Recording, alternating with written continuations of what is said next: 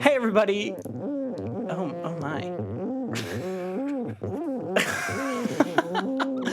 Welcome to the PC Gamer Show. My name is Tom Marks, assistant editor here at PC Gamer, and I'm here with a very squeaky Tim Schafer from Double Fine. Hello. Thanks for having me on my phone. Yes, and Greg Rice as well. Hello. Thanks for joining us, guys. So, welcome. I apologize for the phone squeak. That was such a fun sound. Don't ever apologize for that. I'll make it again later. Okay.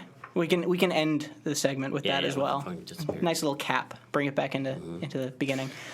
But we've got a great show for you today. We're here with Double Fine Productions to talk about Psychonauts 2, which you guys just announced last week, and all the other games you guys are doing. Day of the Tentacle.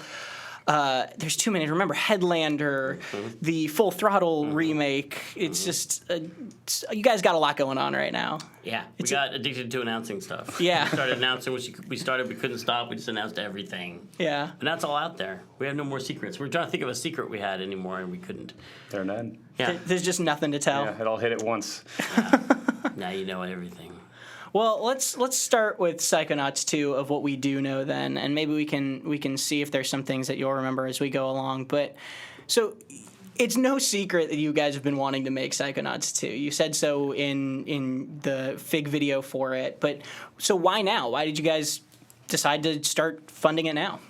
Well, we right after the game was finished the first time, we had all this backstory stuff we wanted to get to. We wanted to do a second game, but also I wanted to do that heavy metal epic Brutal Legend, and that took a few years to do. And then we started making smaller games and self-publishing. I had to get that machinery up and going with Costume Quest and stacking and those games. And then once that was set, we're like, well, let's try and get Psychonauts 2 made. So that was around 2011, and we started taking it on the road and pitching it again. And people reacted a little scared. They're like, oh, it's very creative. It's very creative, but it looks a little risky, which is always a problem when you're talking to publishers about something like that. And then we had that crazy experience with crowdfunding with Broken Age. But the night before, that's when Notch tweeted about Psychonauts 2. So it was very, we were all geared up to do our first crowdfunding campaign. And then we're going to talk about point-and-click adventures, and then all of a sudden everyone wanted to talk about Psychonauts 2 on Twitter. And I was like, but we're about to, the timing is weird on this. And so we made Broken Age, and that took 3 years. And then that's over, and now we're doing Psychonauts 2. Because the idea was kind of out there and could not be stopped. So it was more just finding the time rather than this was the moment sort of thing. Well, yeah, finding the right time. And we had other things we wanted to do, but just the feeling of this was kind of backing up. There's been a lot of ideas. Psychonauts is the kind of game where anything is really, if it accepts all ideas because it's set in the human mind. So anything you can imagine just fits in that world. You don't have to worry about it seeming anachronistic or anything, because if it could happen in someone's imagination, it can happen in the game. So every time you meet someone who has an interesting personality or an obsession or some sort of just quirk about them, you're like, what would that look like manifested in as a level? Like what would it look like inside their brain? So I kept this old Google Doc open, and just keep adding brain ideas to it. And that plus all the backstory stuff that we kind of planted seeds for in the first game were just germinating and getting really germy. So we had to open the door and air it out. There you go. So what can we expect from Psychonauts 2? I mean, obviously we're not, I'm assuming you're not in the camp setting anymore, right? But you guys you've said you were collecting brain ideas. Do you have a solid idea of what the plot of the game is going to be as well? Yeah. It is set, the first game was set in a psychic summer camp with little kids, and Raz becomes a psychonaut at the end. He gets a field promotion. And then you hear Truman Zanotto has been kidnapped, and they rush off, and they go on this rescue mission. But the second game is set in the Psychonauts headquarters after Raz has come back, a hero, and sees the actual spies, the international espionage ring known as the Psychonauts, in their actual headquarters, and finds that the organization has its own kind of politics and also some nefarious schemes going on, and it seems like the organization has fallen into some hard times and needs Raz even more than he needs them. So he's going to be, being in that as a new kind of hub world, like the summer camp was. Cool. So it's gonna follow a similar formula of kind of a smaller overworld then you jump into people's minds. Right. Yeah. Cool. Yeah. I think, are we going to see the collectibles and the hidden stuff and all that sort of thing? Are you thinking of bringing that sort of thing back? Well, I mean, we want to be true to the original game, so it will still be an action-adventure platformer. There will be things you collect in it, and we really want to look over all the mechanics for the game and really see, okay, what have we learned in the last 10 years? You know, what have we had never made that kind of platformer game before, you know, and we wanted to kind of look at everything. I think everything's on the table, but it still is going to be an action-adventure platformer, and we want to add a couple new side powers, you know, and shuffle around. I think the controls, I think, will probably change a little bit, but hopefully just everything people liked about the first game and more. Cool. Will be back. We're actually entering this kind of almost golden age, as it seems, for platformers. Well, Psychonauts definitely, but 3D platformers are kind of coming back a bit. There's Psychonauts 2, there's Yooka-Laylee got funded as well, and a lot of people are saying that VR is actually going to be a really exciting place for the 3D platformer because you have more depth perception and stuff like that. Are you guys considering VR at all for this game? We are doing a VR game, a Psychonauts VR game, but it is a first person. Okay. But I think once we have Psychonauts, the new one, up and running, we can also look at that. But I think it's pretty experimental. I mean, I do think it is a genre that has been underserved. Much like when we did our first Kickstarter, we were looking at adventure games because people were saying, hey, whatever happened to those? You know, like, can't we make one? And that was true. But in the back of my head, I was thinking about, you know, what about these other games that you really don't see? There were a lot of them at one point when after Super Mario 64, I think a lot of people started like trying to make their own of those, and there were just, you know, a ton of the games like that, and then all of a sudden there were just none. And it was both the 3D action platform part of it, but I think also the fact that they were stylized art, and that people always worried about that looking childish, you know what I mean? And so we went through this whole period of everything being just dark and gritty, and like people covered in mud and just, you know, and I get that, and I think those games are good, but I feel like, you know, whatever happened to those really bright, colorful games with humor and where people weren't, you know, trying to be super dark all the time. So do you not think it was anything to do with the actual gameplay of like the 3D platformer? You think it was more what the style of what those games were, the style those games are usually in? Yeah, I was privy to some discussions at publishers about what they wanted to do and what they saw as the problem with those platformers, and usually it was age related. They're like, these games are meant for like 10-year-old kids or something like that. That's what they thought, and which is weird because I totally enjoy them now, you know. And I'm several 10-year-old kids put together, standing on top of each other in this suit. Maybe that's why they appeal to you then. Yeah. But I think it just needed time too, right? Like everything's cyclical. It just feels like it's been long enough that people want that kind of game again. There hasn't been one for a long time. Yeah. Yeah. And yeah, I think it also was a bit of just presentation and getting a bit of space from that gritty time. And well, Psychonauts is interesting because Psychonauts, although, you know, it was at a summer camp and it was about kids, it had a lot of really dark and creepy and weird things in it. That was one of the best parts about it, was that it wasn't just this little kid adventure. I guess since the audience has now grown up too, it's 10 years on, are you planning on kind of pushing those dark themes a little more, or do you want to try to keep in the tone of the first game as well?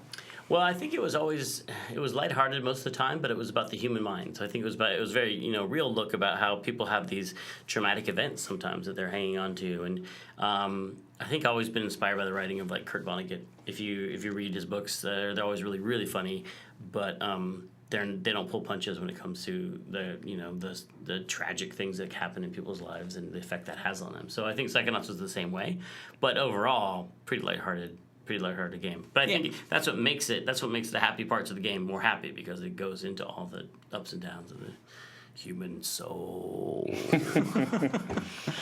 Well, I mean, I think I can speak personally with the meat circus. For me, was like hard to get through when I was younger. Like that was a terrifying moment. But you mean hard to get through? The platforming was hard. There was a couple bugs. We fixed them. We've been addressed. The PC version is the best version because we fixed a lot of those bugs. Well, it's kind of great too that you guys did go back and you supported that. Why? What was the? I guess the reasoning behind patching the PC version like that, because you could have just kind of released it on PC and been, we're done. Yeah. Well, we did it because we could. I think that was the main thing, especially back in that period where things were a lot less open on the consoles. And the PC was like one of the only places that a self-published independent studio like us could have control of our final product. Like we didn't have to apply to anybody, except for Steam, we could just make our thing as good as we wanted, and that was a great venue for that. So we went, and there was these issues about Meat Circus that always bothered me. There were these bugs that made some parts of it much harder. It's supposed to be hard, and there's some parts that are still really hard.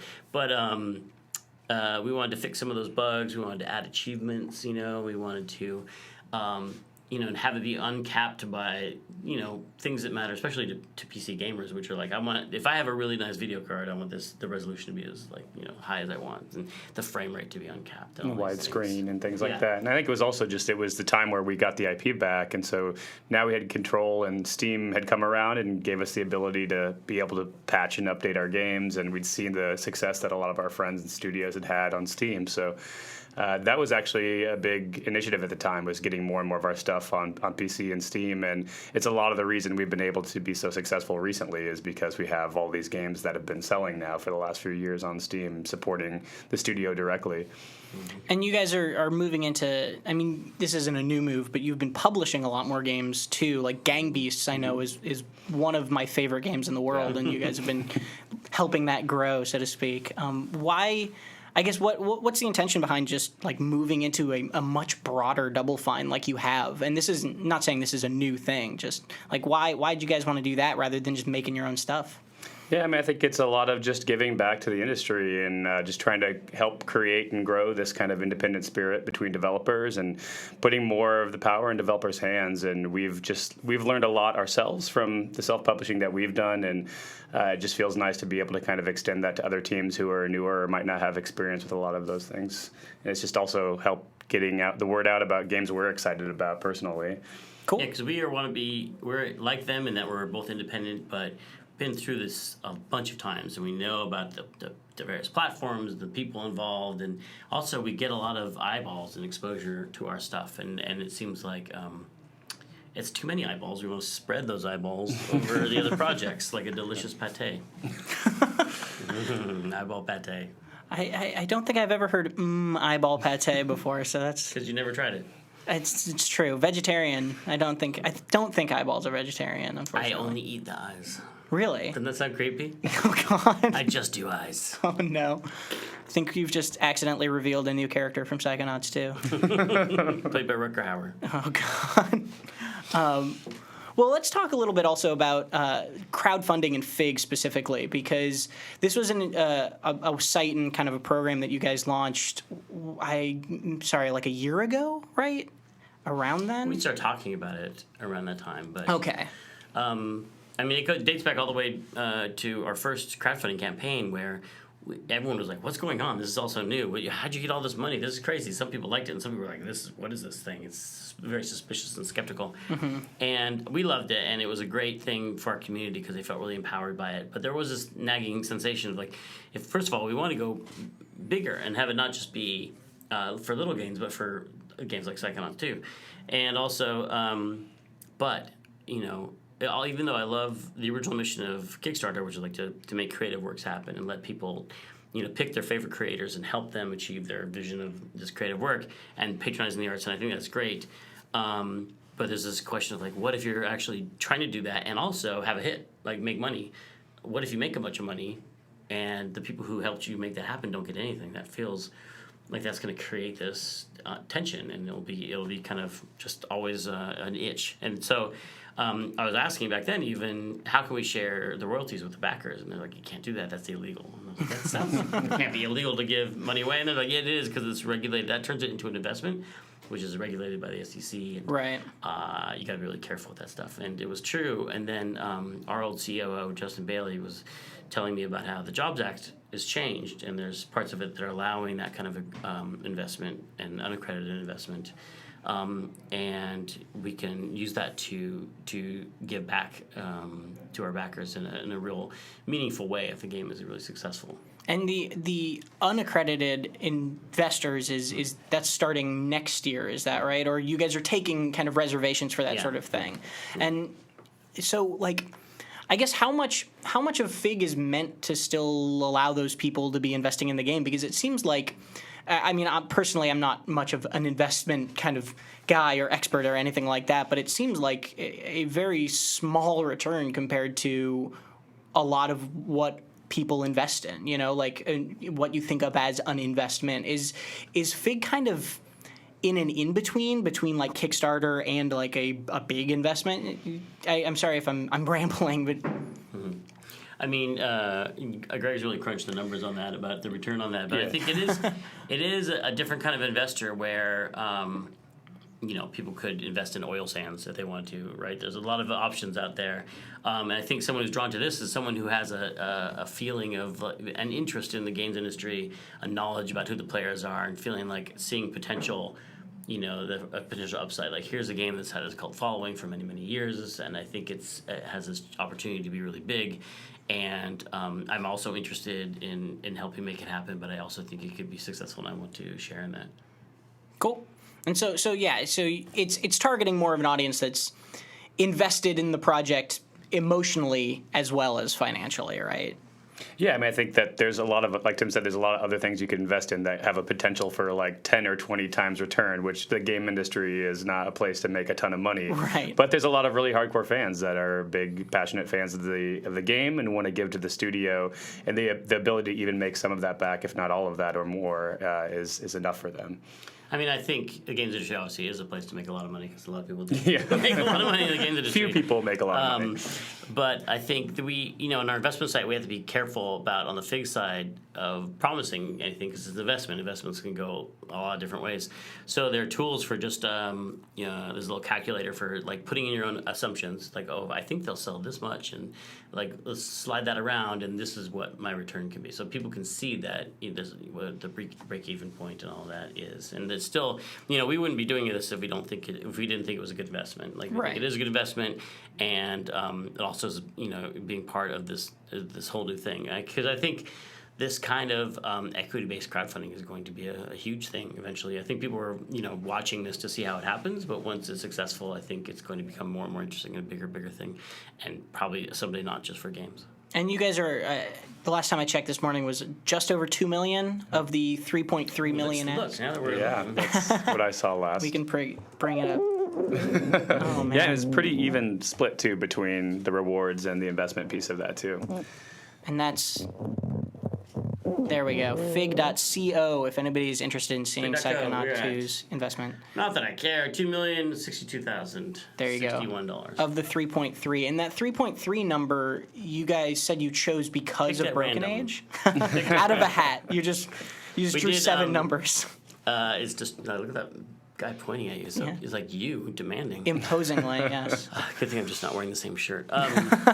We picked it because that's what we raised at our first Broken Age campaign, and it was in some ways just kind of calling back to that, like a celebration with our backers, because that was a really amazing moment when we made that, and they were part of that, and so it was like, look, we made this together.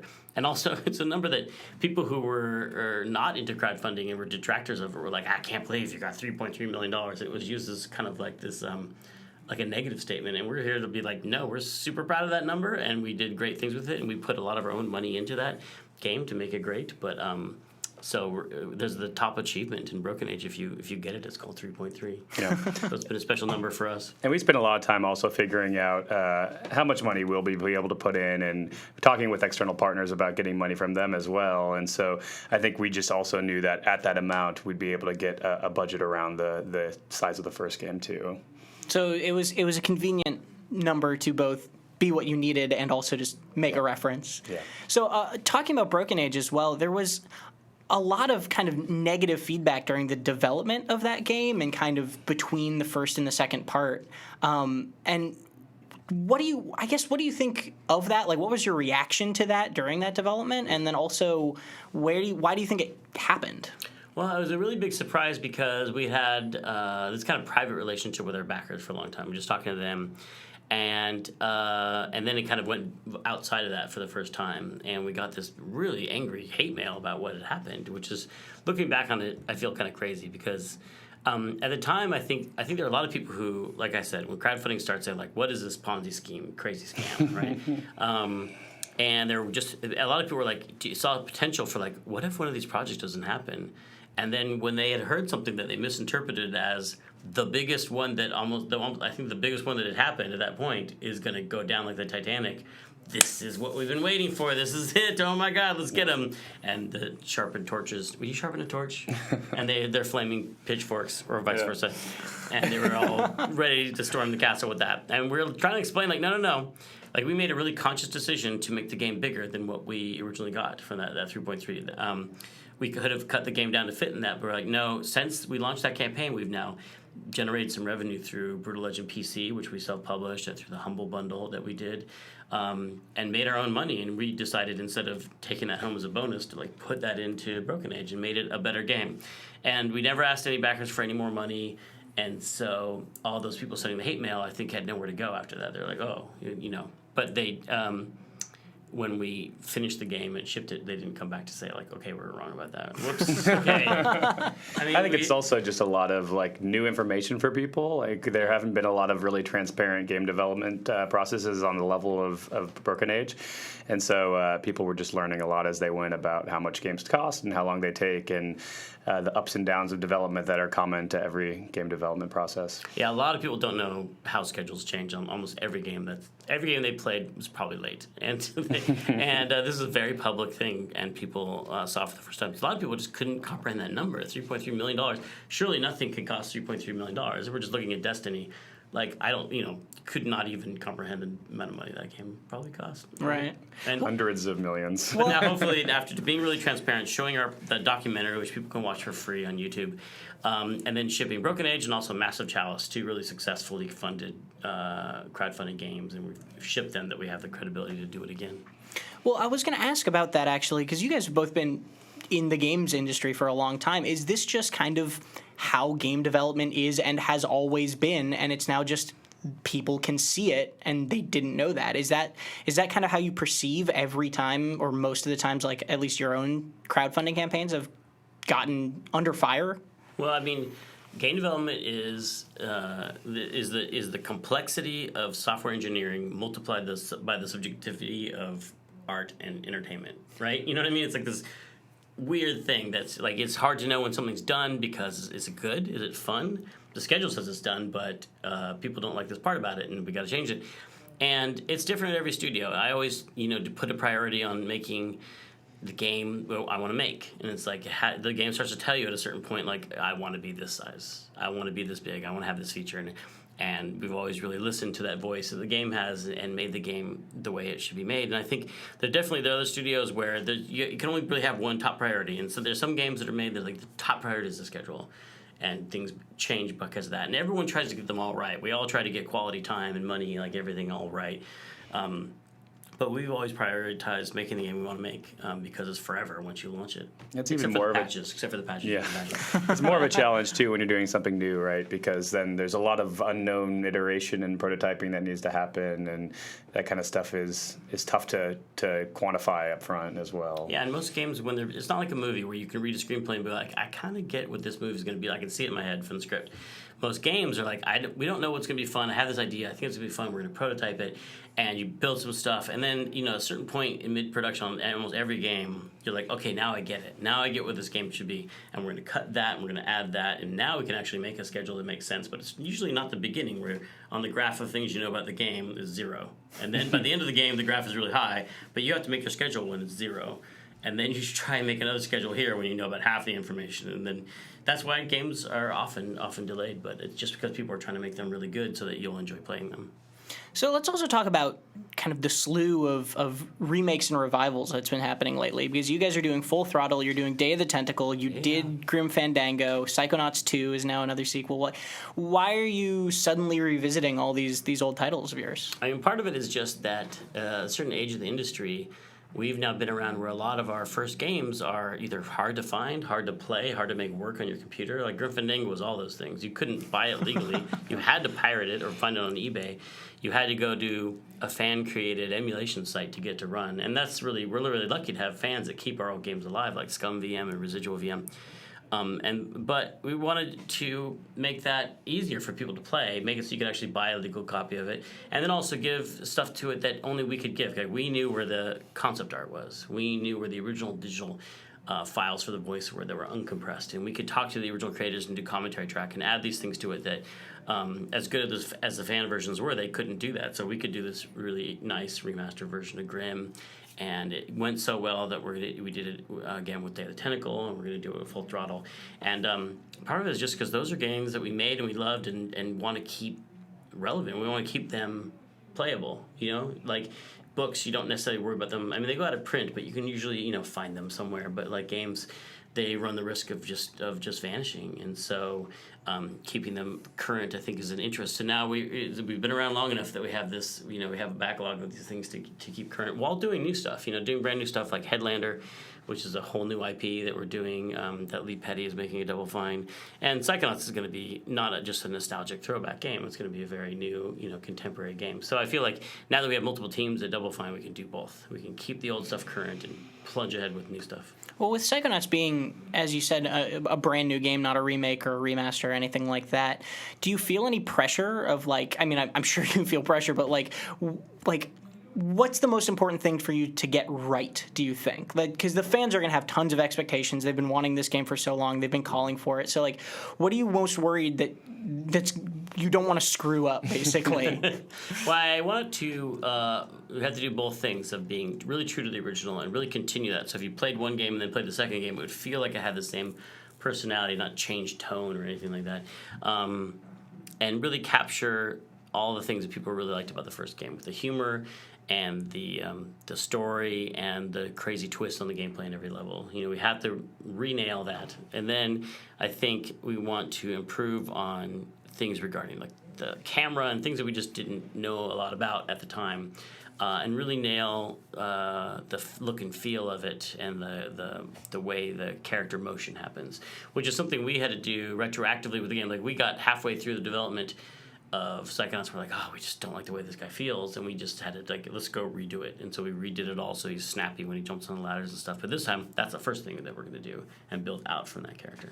Very cool. Yeah, I don't want to speak for Tim, but I feel like with Broken Age, I was more nervous about that, of living up to the legacy of Tim's old adventure games with a brand new IP that we haven't talked about, that people are backing without knowing what it's going to be. Where here, it's like we kind of know what Psychonauts is, and people just want more of that. And I feel like that's an easier task to take on than a whole new unknown IP from scratch. And Broken Age started even just as the Double Fine adventure game, right? Yeah. So you think it's easier to be going in with expectations and with kind of the roadmap rather than just make something new with no expectations? I mean, it's, for me, in some ways, it doesn't matter, because you can think about that stuff, you can set some goals, you can write them down, but in the end, it's still just you and a blank piece of paper, and you have to follow the same kind of creative process you did before, which is really more about inspiration. What makes you feel inspired? What is the character, wanting to tell you and go, and you, at the end of the day, you're alone with that creative work, and you have to trust yourself to make it. And I think that's no matter what if there's one person waiting for what you're doing, or if there's thousands and millions of them. And jumping back to remakes real fast, I wanted to bring up, we now have System Shock is going to be getting a remake of the original, and then also System Shock 3 was just announced today. And I was curious, did you ever play the original System Shock? Was that kind of those? Yeah. Seamus worked on that, right? Really? I think so. Was he a little before him? Yeah. That was a nice moment, right? Sorry.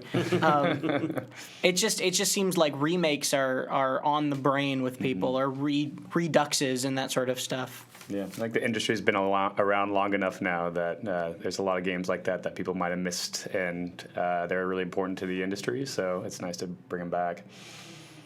Well, I'm trying to think. I need to tell you, when I played Psychonauts when I was younger, and I played it for the first time, How old were you when you played Psychonauts? I think I was probably 14. Oh, Oh, it's cute. Yeah, it's adorable. Yeah, I know. I'm a youngin'. I apologize. I couldn't drive. When I played Psychonauts, I was so terrified of all of the people in all of the buildings. I thought that they were gonna like in the ward, the insane asylum. I was just thought they were like going to attack me. I didn't have a single conversation with any of them before I put the door on their head. I would always sneak up to them and put it on as soon as I could, and then I would get into their mental, like I would get into their brain, and I would have no idea what was going on because I had none of the context. I didn't have any idea of who they were or what their problems were, and I was just thrown into this like problem to solve.